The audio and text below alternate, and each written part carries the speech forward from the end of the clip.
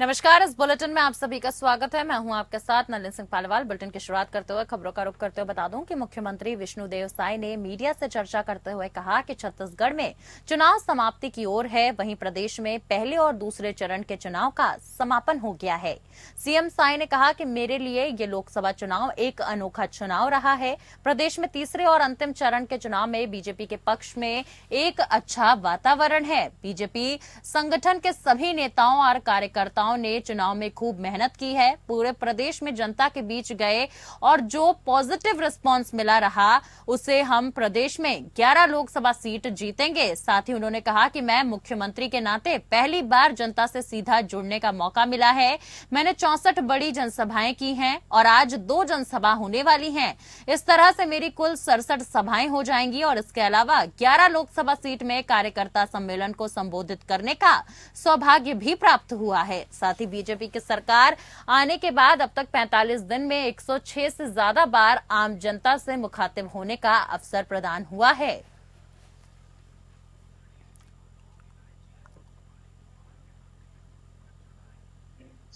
एक जो विपक्ष और इंडी गठबंधन के द्वारा जो नकारात्मकता, दुष्प्रचार और बदजुबानी जो उनके तरफ से थी, ये सारी सीमाएं लांघ दी और विशेषकर छत्तीसगढ़ में जो तासीर है उसके बिल्कुल विपरीत और पूरा देश हमारे छत्तीसगढ़ की सभ्यता और संस्कृति को जानता है। लेकिन विपक्ष का ये झूठ, दुष्प्रचार और बदजुबानी ये कहीं न कहीं छत्तीसगढ़ की तासीर को शर्मिंदा किया है, जो कि छत्तीसगढ़ की जनता को बिल्कुल अस्वीकार्य है। और इसमें मुख्य रूप से जो 3 महीने में हमारी भारतीय जनता पार्टी की सरकार ने मोदी की गारंटी को पूरा करने का प्रयास किया है, उसको पहुंचाने का काम किए हैं। पिछले कांग्रेस की सरकार में 18 लाख गरीब लोग ग्रामीण क्षेत्रों में प्रधानमंत्री आवास से वंचित हो गए। हमारी जब 15 साल की सरकार थी उस समय बहुत लोगों का चुनाव कैंपेनिंग में भारतीय जनता पार्टी के राजनांदगांव सांसद संतोष पांडे ने बीजेपी कार्यालय एकात्म परिसर में आयोजित प्रेस वार्ता में गौवंश की हत्या को लेकर कांग्रेस और भूपेश बघेल सरकार पर जमकर निशाना साधा।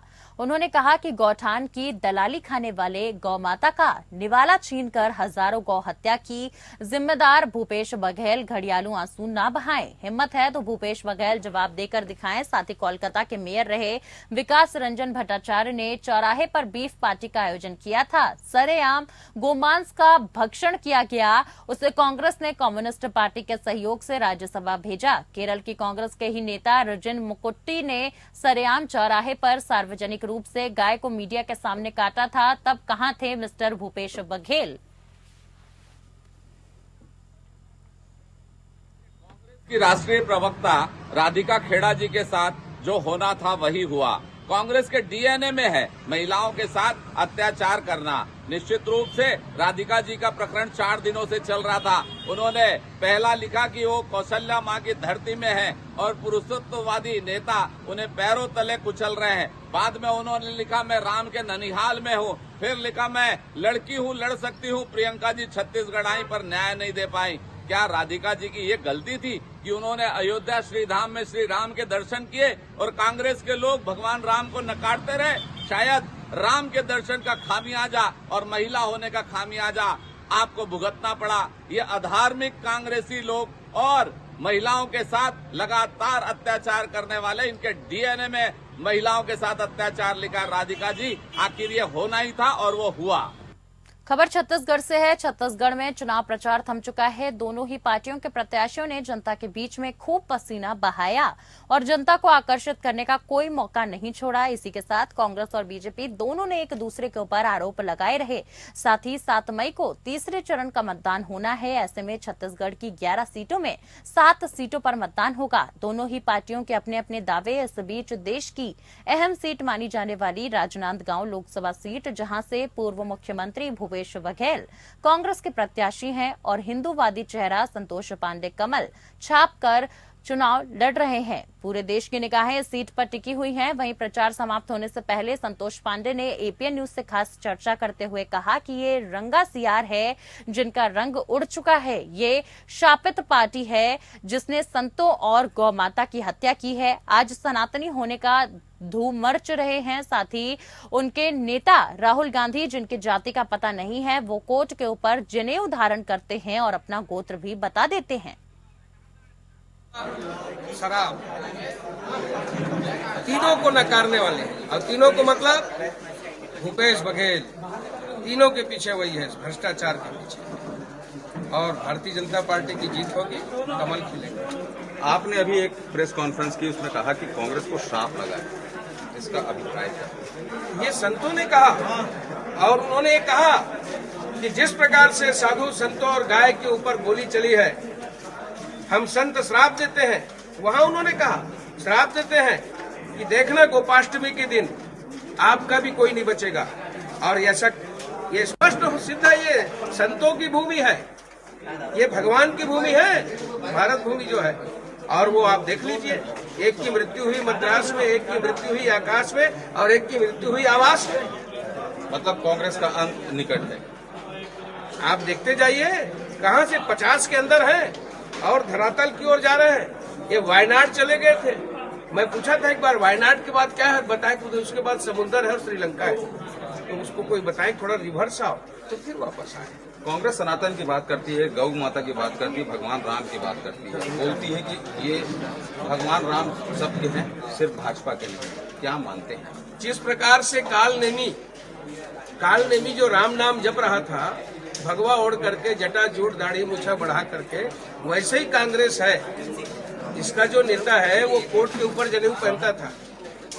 राहुल गांधी जब वोट लेना था त्रिपुंड लगा लिया, और उससे गोत्र पूछे तो अपना गोत्र भी बता दिया, तो दोनों मिला करके। और उसके बाद क्या देखते हैं, तो बिहार में लालू प्रसाद जी के यहाँ डल्ला खा रहे थे प्लेट पे लेके। ये स्पष्ट है, ये सब रंगा सियार है, रंग उधड़ चुका है, निकल चुका है। आने वाले चुनाव में और साफ हो जाए। भूपेश बघेल से आपने बहुत से प्रश्न पूछे, कब तक अपेक्षित है जवाब? मैं तो चाहूंगा कि जल्द से जल्द उत्तर दें, जिसमें छत्तीसगढ़ की जनता भी जान सके कि आपका बौद्धिक स्तर क्या है। खबरों में आगे बढ़ते हुए बता दूं कि राधिका खेड़ा ने कांग्रेस पार्टी छोड़ दी है। उन्होंने आरोप लगाया है कि छत्तीसगढ़ कांग्रेस के एक नेता सुशील आनंद शुक्ला ने अपने दो साथियों के साथ रायपुर के पार्टी ऑफिस में उनके साथ अभद्रता करने की कोशिश की, लेकिन जब उन्होंने इसके बारे में पार्टी के शीर्ष नेताओं को जानकारी दी, तब आरोपी नेताओं के ऊपर कोई कार्यवाही नहीं की गई। यहां तक कि राहुल गांधी, प्रियंका गांधी, मल्लिकार्जुन खड़गे और जयराम रमेश तक सबको इस आपत्तिजनक घटना के बारे में बताया गया, लेकिन आरोपी नेताओं पर कोई कार्यवाही नहीं हुई। इसके बाद हताश होकर उन्होंने कांग्रेस पार्टी को अलविदा कह दिया। मैंने 6 दिन इंतजार किया, न्याय की गुहार करी, मुझे लगातार बोल दिया गया इंतजार करो, चुनाव है, रहन दो, भूल जाओ। यहाँ के साफ साफ बोल दिया गया तुम्हें न्याय नहीं मिलेगा, कुछ नहीं होगा।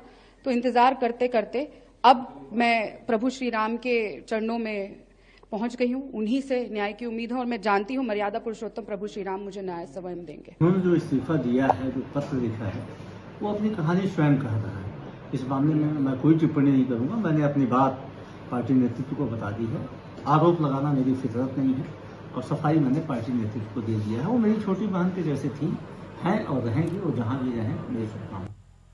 खबर रायपुर से है। रायपुर में स्वीप कार्यक्रम के अंतर्गत पुलिस लाइन में पुलिस परिवार के सदस्यों को और से चौथी वाहिनी में जवानों और परिवार को मतदान अवश्य करने के लिए शपथ दिलाई गई। मतदाताओं में जागरूकता लाने के लिए जिला रायपुर में चलाए जा रहे स्वीप कार्यक्रम के अंतर्गत कलेक्टर डॉक्टर गौरव कुमार सिंह और वरिष्ठ पुलिस अधीक्षक संतोष कुमार सिंह के निर्देशन में पुलिस आवासीय परिसर अमलीडीह रायपुर में निवासरत पुलिस परिवार के सदस्यों के साथ चुनाव शपथ ग्रहण समारोह का आयोजन किया गया। इसमें पुलिस परिवार के सदस्य शामिल हुए। साथ ही उप पुलिस अधीक्षक लाइन नीलेश कुमार द्विवेदी ने पुलिस लाइन रायपुर में निवासरत सभी पुलिस के परिवार के सदस्यों को मतदान किए जाने के प्रति जागरूक करते हुए शपथ दिलाई।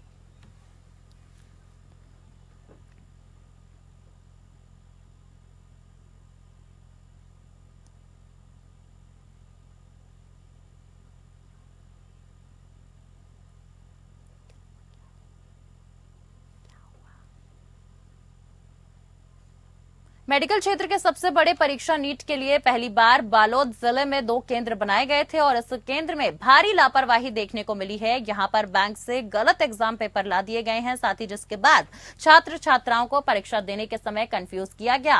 45 मिनट अन्य परीक्षा प्रश्न पत्र को भरने के बाद उसे कैंसिल कर दूसरा पत्र भरने को कहा गया और उसके बाद एक्स्ट्रा समय देने की बात कही और समय भी नहीं दिया गया। बता दूं कि परीक्षा खत्म होने के बाद पूरी बात पेरेंट्स को पता चली तो परीक्षा केंद्र में जमकर हंगामा हुआ। अधिकारियों को स्कूल परीक्षा से निकलने नहीं दिया गया, साथ ही परीक्षा के समय 2-2 क्वेश्चन पेपर दे दिए गए। साथ ही आपको बता दूं पहले किसी और को हल कराया, फिर उसे जमा कराकर दूसरे पेपर को हल करने को कहा गया। इस तरह बच्चों का समय भी बर्बाद हुआ और उन्हें मिस गाइडेंस भी हुआ, जिसके कारण वे अच्छे से परीक्षा भी नहीं दे पाए और पूरे प्रदेश भर में ये पहली लापरवाही बालू जिले के सामने आई है। साथ ही मेडिकल के क्षेत्र में इसे सबसे बड़ी परीक्षा कहा जाता है। परीक्षा में कुल 391 छात्र छात्रा शामिल हुए थे।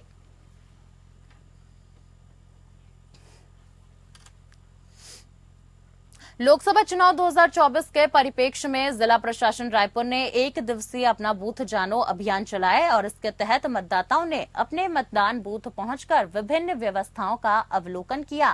जिला निर्वाचन अधिकारी और collector doctor Gaurav Kumar Singh forest colony और बीपी पुजारी स्कूल मतदान केंद्र पहुंचे और व्यवस्थाओं की जानकारी ली। साथ ही सभी विधानसभा के एआरओ भी अपने मतदान केंद्र गए और आवश्यक जानकारी ली।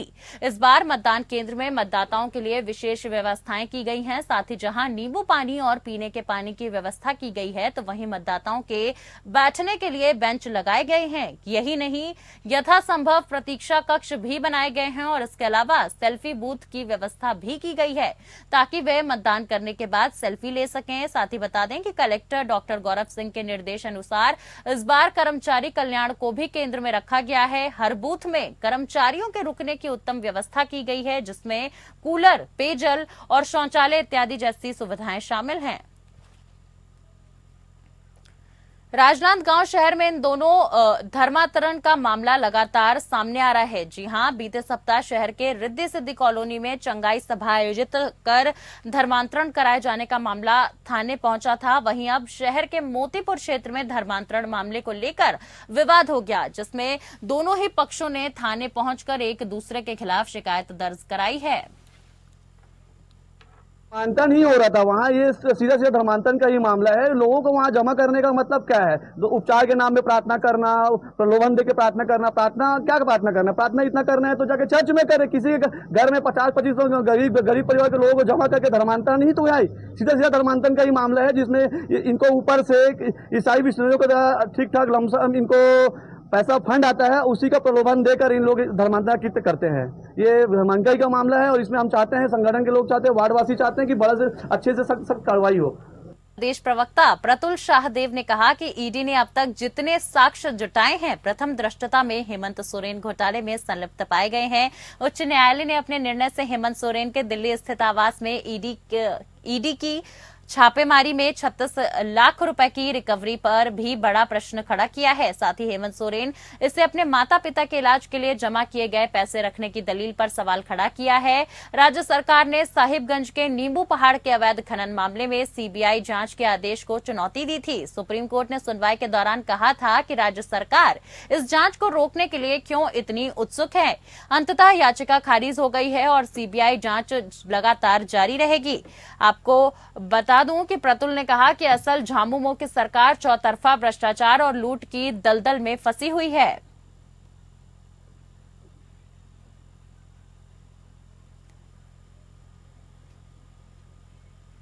याचिका दाखिल होगी, कब इसकी सुनवाई होगी, जब तक सुप्रीम कोर्ट से कोई फर्दर ऑर्डर नहीं आता। आज के दिन में हाई कोर्ट के जितने मैंने जजमेंट्स के पॉइंट आपको सुनाए और वो सारे जजमेंट के पॉइंट्स हाई कोर्ट से मैंने लेकर सुनाए, कोई और ये मैं आपको एक बार दिखा भी देता हूँ। जब तक सुनवाई नहीं होती, आज के दिन में हाई कोर्ट का ऑर्डर ये लागू है। और आज के दिन में हाई कोर्ट की जितनी टिप्पणियां थी, हमें नहीं जानकारी कि कल ये सूचीबद्ध होने वाला, कल इस पे सुनवाई है और कल क्या होने वाला, लेकिन आज के दिन में उच्च न्यायालय की सारी टिप्पणियां इन पर लागू होती हैं। एक बार मैं सरसरी निगाह से आपको उस 4-5 पेज दिखाता हूँ जिसमें ये सारे ऑब्जर्वेशंस थे हाई कोर्ट के। राजधानी के बीआईटीओपी क्षेत्र स्थित जुमार नदी के पास बीएसएनएल ऑफिस में भीषण आग लग गई। आग लगने की घटना से आसपास के इलाकों में अफरा तफरी का माहौल मच गया। जी हां, वहीं घटना की सूचना पाकर मौके पर पहुंचे फायर ब्रिगेड के वाहन आग पर काबू पाने का प्रयास कर रहे हैं। सदर थाना पुलिस और बड़ी संख्या में स्थानीय लोग भी मौके पर मौजूद हैं। फिलहाल आग लगने की वजह स्पष्ट नहीं हो पाई है।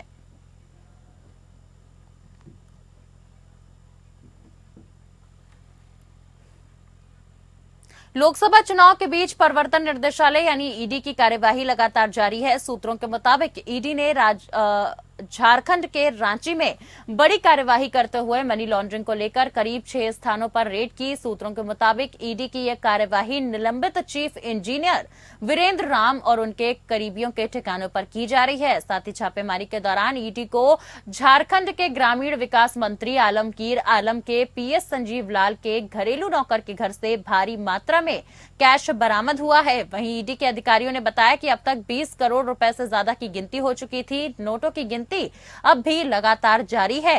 देखिए, तस्वीरों के माध्यम से हम आपको दिखा दें कि एक भारी मात्रा में इस पूरी प्रॉपर्टी से कैश बरामद हुआ है। साथ ही छापेमारी में सेल सिटी समेत कई जगहों पर ईडी की टीम पहुंची है। बता दें कि chief engineer Virendra Ram tender commission घोटाले में निलंबित है।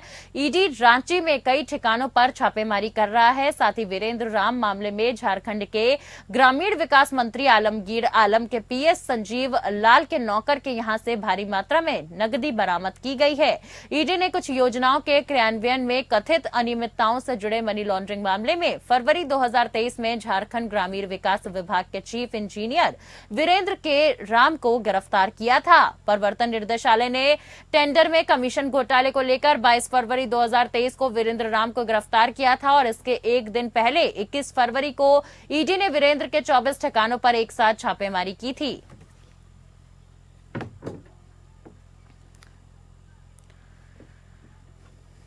खबरों में आगे बढ़ते हुए बता दूं कि गिरिडीह लोकसभा चुनाव को लेकर बेरमो के करगली में आजसू कार्यालय में एनडीए और आजसू की बैठक की गई, जिसके संचालक जिला अध्यक्ष विनोद मेहता रहे और अध्यक्षता प्रदेश अध्यक्ष शशांक राज ने की। साथ ही बैठक में गिरिडीह लोकसभा के प्रत्याशी चंद्र प्रकाश चौधरी, संतोष महतो समेत बीजेपी और आजसू के तमाम कार्यकर्ता और नेता मौजूद रहे। बैठक में चंद्र प्रकाश चौधरी ने दोनों ही पार्टी के नेताओं को कई टिप्स दिए और कहा कि किसी भी चुनाव में युवाओं की भूमिका महत्वपूर्ण होती है। युवा वर्ग जिस ओर करवट लेता है, नतीजा उधर ही चला जाता है। हमारे साथ युवा वर्ग का पूरा समर्थन है और हमारी गिरिडीह लोकसभा पर काफी पैनी नजर रहेगी और लोगों के साथ हमारा जुड़ाव रहेगा, क्योंकि लोग हमारे साथ जुड़े हुए हैं।